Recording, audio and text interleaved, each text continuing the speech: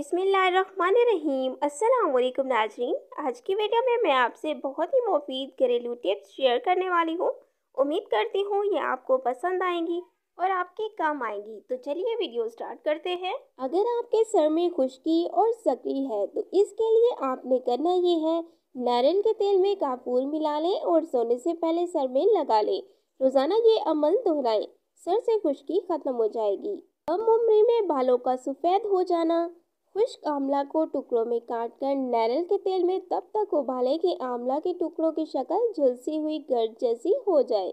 इसके बाद रोजाना इस तेल की सर में मालिश करें, इससे आपके बाल सफ़ेद नहीं होंगे।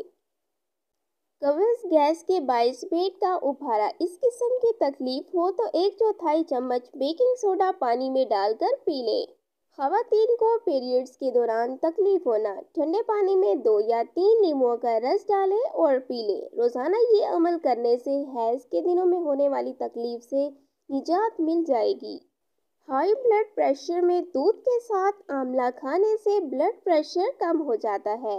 इसे सुबह के वक्त इस्तेमाल करना ज़्यादा बेहतर है। अगर आपके गले में दर्द हो तो तुलसी के 2-3 पत्ते पानी में हल्की आंच पर उबालें, हत्ता के पत्तों का अर्क पानी में आ जाए, फिर इससे गरारे करें।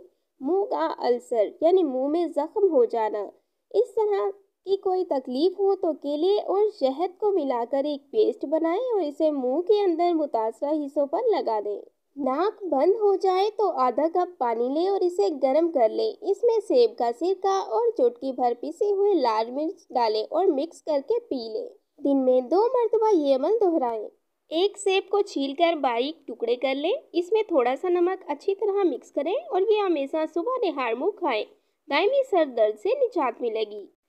दमे के मरीज 1 चम्मच शहद में आधा चम्मच दालचीनी मिलाएं और रात को सोने से पहले इस्तेमाल करें। बाकायदगी से रोजाना ये हमेशा लें। Thanks for watching. Please subscribe my channel health clinic.